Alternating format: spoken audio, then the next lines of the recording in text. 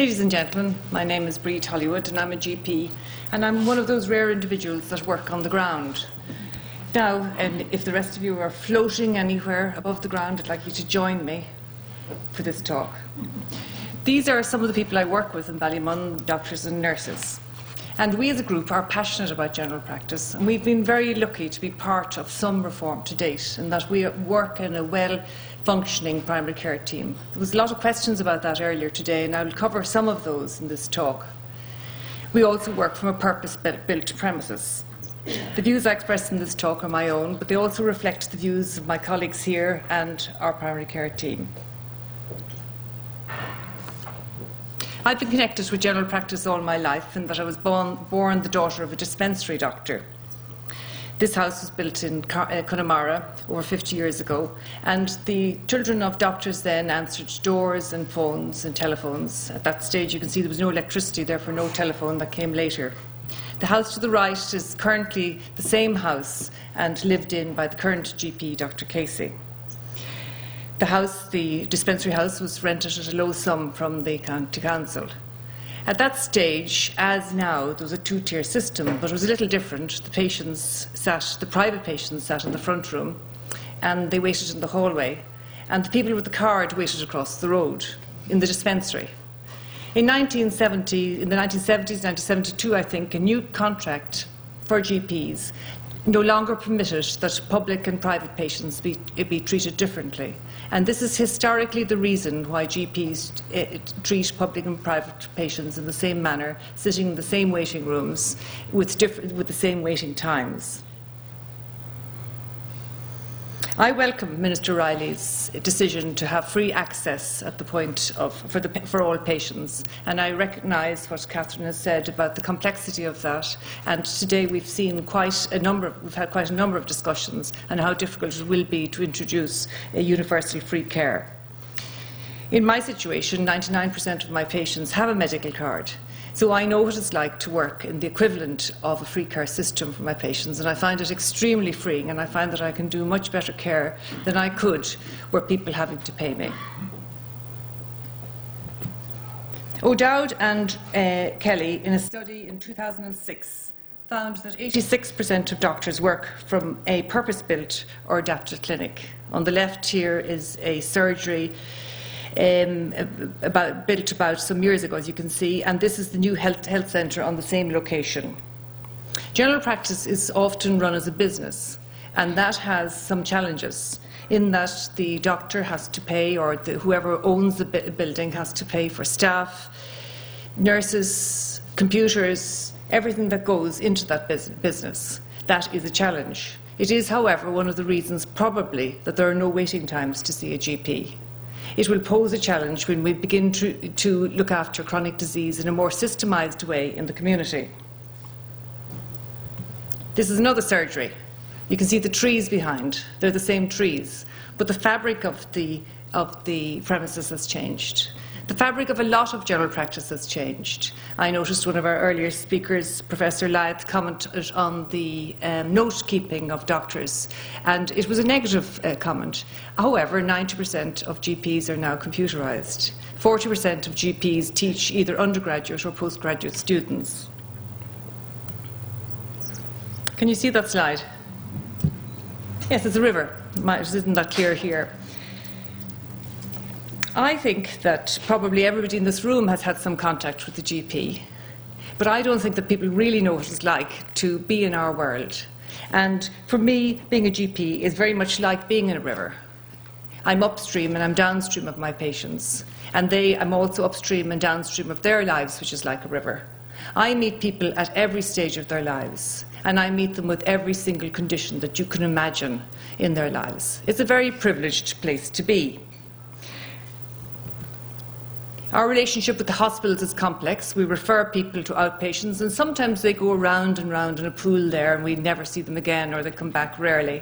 And that's one of the reasons that we have long waiting lists for outpatients. There are examples of excellent shared care experiences, and antenatal care is one such example, where the patient sees the doctor or the nurse, and then the patient sees the hospital doctor or hospital nurse, and that continues. We're hoping to introduce more of that in healthcare, and certainly in one of the areas I'm now working, mental health care, there is an agreement that this year or next year we will attempt to introduce shared care in some areas. The detail of that has yet to be worked out. We send people for second opinions, or we send people to hospital for diagnostics, and there are very many examples of really well-functioning clinics.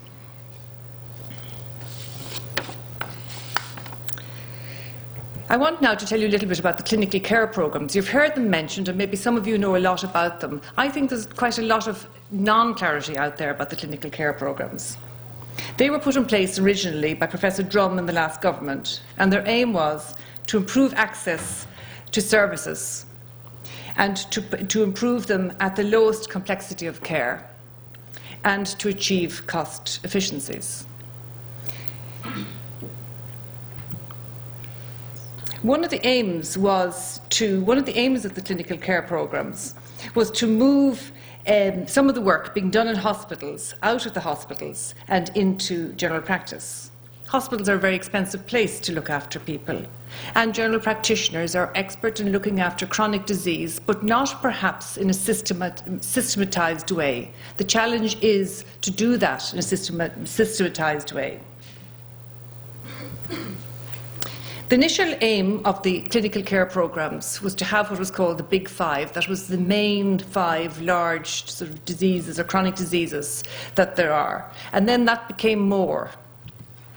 There was paediatrics and all the rest. Mental health, heart disease, diabetes, terminal care, A&E, geriatrics, COPD, asthma, epilepsy, women's health and stroke, and at least 18 more. And the aim was to put some of these into the river of our primary care. And there they are in the river. When they were set up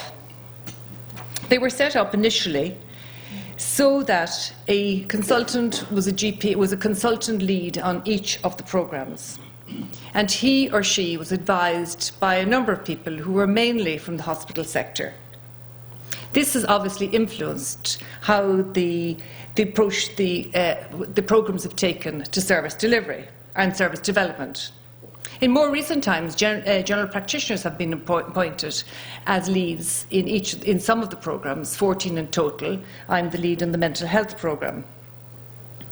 It has proven difficult for primary care to influence the direction in which the programmes are travelling. And this is best evidenced by the fact that the majority of resources to date have gone to secondary care. Minister Riley and Minister Shortall and Minister Lynch truly want these programmes to work, and the detail of the solution to the problems that are now in place are being looked at, but work is slow in this area. However, one of the new innovations that the government has funded is the allocation of 4.5 million for the rolling out of counselling services to medical card patients in general practice. This will really aid primary care in looking after people with anxiety and depression and other common conditions. Also, mental health teams in the community have been funded in the recent programme for government. And this will also enable people, even though they're in secondary care, the mental health care teams are located usually within the community.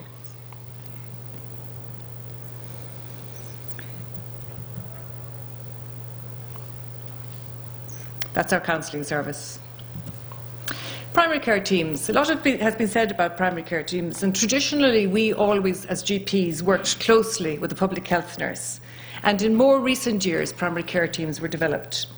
However, more were being quoted as being in place than actually was the case. And Minister Riley, in his sort of honest way, called it as it was.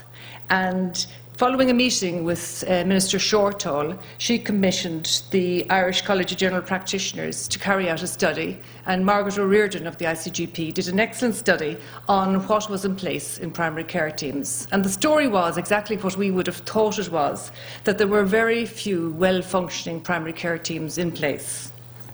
I am very lucky to be a member of what a functioning primary care team should be. And I've heard people ask today, what does that include? Is it just the GP?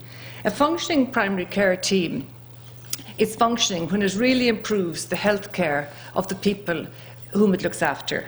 And in our case, this is one of our team meetings, and in our case we have doctors, public health nurses, practice nurses, we have a physiotherapist, occupational therapists, speech therapists, social workers, psychologists, mental health nurse and home care team. The power of that, when you begin to work around cases, is huge. Initially, we didn't know how primary care teams work or where they fitted in. It was a new way of working for us, and it took us a long time of norming and storming to actually do this. But we've done that now in Ballymun. And I can advocate that being part of a primary care team is, first of all, it really adds to the quality of work, and in my view, it really improves the being able to manage people with chronic disease. The experience for other GPs has been quite different, and it's not the same right around the country. I think you may gather by now that I like photographs, and this one captures a cup of tea after a primary care meeting. Vand on the left is a physiotherapist, and Michelle is an occupational therapist, and Nasa in the middle is a doctor. And an awful lot of work gets done, not just at the team meetings, but if you're lucky enough to be co-located, and not everybody is, you meet in the car park and on the corridors and on the stairs, and it is just amazing what you can get done in just 1 or 2 minutes. Vand on the left, she and I have literally cycled the length of Ireland together. We did the Mizzen to Mallinhead cycle, but it's not a prerequisite or part of team training.